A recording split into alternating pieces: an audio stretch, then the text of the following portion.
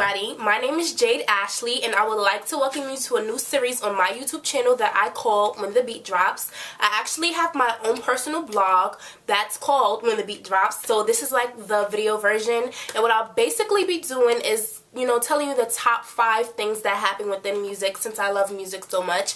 And actually, if you want to read my blog, you can go to www.jade-ashley94.blogspot.com. I'll be sure to link it below so you guys can actually check it out. So yeah, welcome to When the Beat Drops and stay tuned for more. So let's start things off with last week's Sunday was the VMAs. So we have to talk about the VMAs, and I'll just be completely honest. The VMAs was kind of whack, and it was kind of whack last year, and I was kind of offended by that because last year was in Brooklyn and I live in Brooklyn. But besides the point, we're talking about this year, and this year it was kind of boring. I can honestly say to you, out of the entire show, the only highlights for me was actually like the opening with Ariana Grande, Nicki Minaj, and Jessie J when they performed Bang Bang. But before, you know, Ariana had her own solo song from her new album Yours Truly, which is actually out right now, and then Nicki Minaj of course performed her new single Anaconda, and then they all came together collaboratively to perform their song Bang Bang. Got it? Yeah. So, I mean, that was pretty dope, and, you know, there were memorable moments, of course, on Nicki Minaj's behalf. When she performed Anaconda, she had ass all over the VMAs, basically, and then she had a little wardrobe malfunction when they came to do Bang Bang, but, you know, she held it together, literally, as she held her dress. But nonetheless, it was actually, like, a memorable performance and definitely had everyone talking.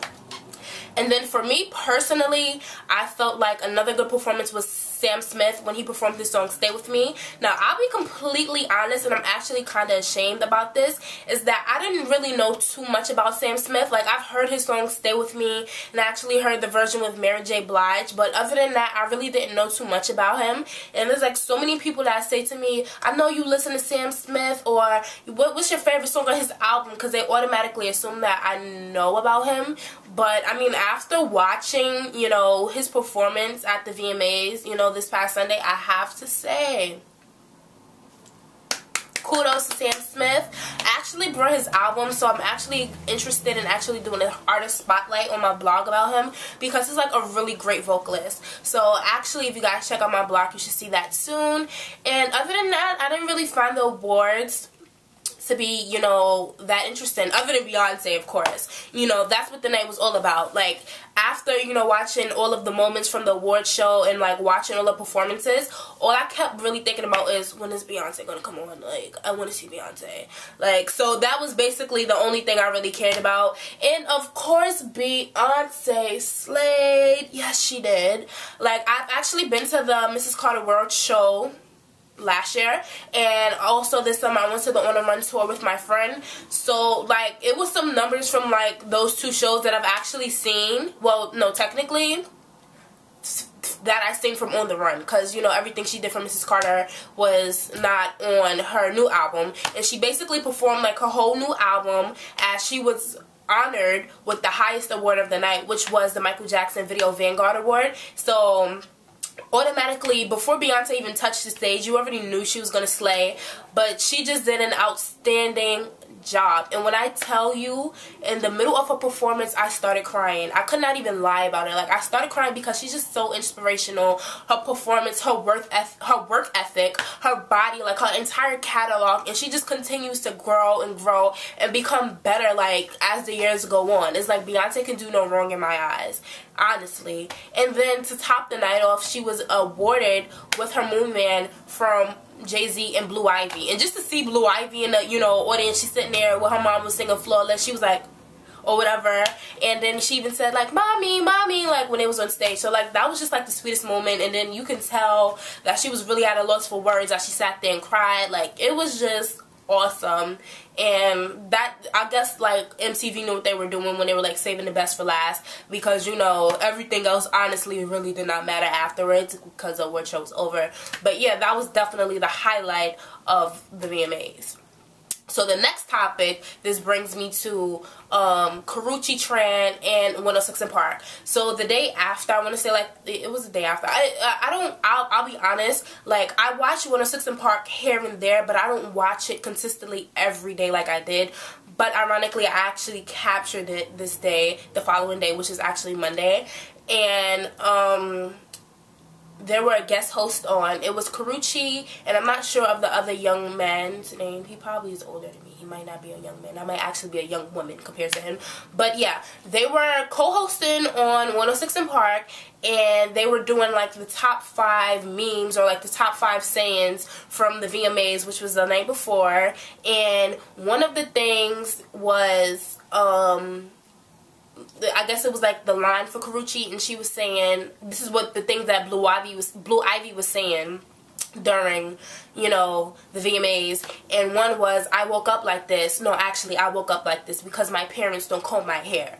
So you know, Beehive tagged that ass up and down the internet. They came for Karrueche. They came for her death threats. I even saw something where people were signing a petition to actually have her deported and stuff like that. So it became like this big thing, to the point where Karrueche had to sit here and go on her Instagram and actually like defend herself and say, you know, I was just reading the lines that I was basically given. You know, I have nothing against, you know, Beyonce and Jay-Z, Blue Ivy. You know, I'm a fan, Beehive and stuff like that. She was just basically given, like, doing her job.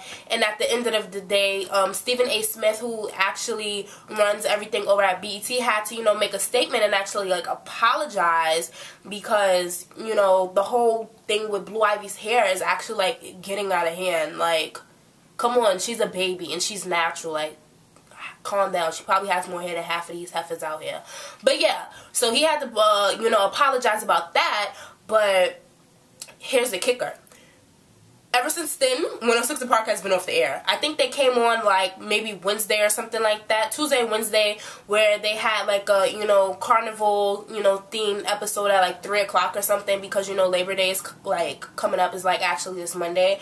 But other than that, you know, it's been lights out for like, you know, 106 in Park. And I actually want y'all to hear something, because everyone's thinking, okay, after, you know, they sat there and said those comments about Blue Ivy's hair, they had, you know, 106 in Park, you know, canceled and stuff. But I'm hearing that's not the case and stuff like that. So this is the, you know, videos that Bow Wow posted, and he commented on the rumors and stuff like that on his Instagram. So just, you know, listen to this. Hopefully you guys can hear it. Nah, man, y'all crazy. No, man, we not getting suspended. We not going off the air. We are currently on hiatus. That's why you haven't seen me on the show as of late, because I've been using my time to actually film for CSI. So I just want to go ahead and clear the air for everybody who's out there not knowing the truth. Man, we all pull our pants up the same, you know what I mean? Everybody talk about everybody. The View, you know what I mean? First Take, you know, when Stephen A. Smith said what he said, they didn't suspend the whole show. You know what I mean? They just dealt with Stephen A. Smith. And we ain't going on hiatus because of Karrueche neither. This is what we do every fall. Now, a brother like me, would I have read that shit? Hell no. Nope. When it did it. Hell no. Nope. Not me. Nope, not on duty. Not on duty. Yeah, so basically that was Bow Wow's response to the show, you know, allegedly being canceled after the comments that was made about Blue Ivy's hair. And yeah, so like he said, they're on like hiatus right now. And speaking of like the whole hiatus situation, there has been rumors that, you know, his co-host Keisha Shantae actually hasn't, you know, signed on for another year of 106 in Park, because she wants to focus more on her music career. And I don't know if that's true or not. She hasn't come out with a statement. So I guess like when the show comes back from its hiatus, that we will figure out whether or not she's going to be there, or if she's going to be there, make the announcement and say, at this time I'll be leaving the show. I don't know. You know, 106 Park has been having issues with, you know, hosts basically ever since Terrence and Roxy left, because as you can recall, they had like 4, 5, 6 hosts on stage at one time before they narrowed it down to Bow Wow and Keisha Shantae last year. So all I'm going to say is, anybody from BET 106 in Park, if you're watching this right now, hello, my name is Jade Ashley, and I am a college student, journalism major, and I am a inspiring radio and television personality. So if you are looking for a new host, here she is. I live in New York City. I go to school upstate, and I am easy to get access to. So therefore, you know, if you need a new host, you know, it doesn't even have to be every day. You can start me out on a trial basis. I'm here. Call me up, okay? Yeah. But yeah, moving on to the next topic of discussion. I actually want to take it back to Nicki Minaj. Nicki Minaj is all over the place right now. She is all over, and she is doing the damn thing. No, but she really is, though. Right after the VMAs aired, the official music video for Bang Bang, which is a song she's featured on from Jessie J's new album, premiered. And then the day after that, the video for Usher, She Came to Give It To You, she's also featured in that song. That video came out. And I just want to say that Nicki Minaj, kudos to you. Kudos to you and your team. You are literally every single where. If it's not your music, then it's somebody else's music. So it's like you can't turn on the radio or you can't turn on the television without hearing about Nicki Minaj. Not to mention that her song Anaconda is called, I don't want to say controversy, but you know, it's a very talked about video and very memorable video. But aside from that, like, it's, you know, making some moves on the charts. Anaconda on the charts in the US is #1 on the R&B hip-hop songs, #1 on rap songs, #1 streaming songs, #2 on Hot 100, and #6 on digital songs. So shout out to Nicki Minaj. She doing the damn thing, basically, is what I'm trying to say, right? So following Nicki Minaj, I would like to talk about Chris Brown. Okay, Chris Brown's new album, X, is actually supposed to be coming out September 16th. I pre-ordered the album because I really want the album and because I've been really honestly waiting for this project to come out. So I'm really excited that, you know, we're moving closer to September. Chris Brown is out of, you know, trouble right now. And honestly, truthfully, praying to God he stays out of trouble because I really want this album and because I want to see him do well.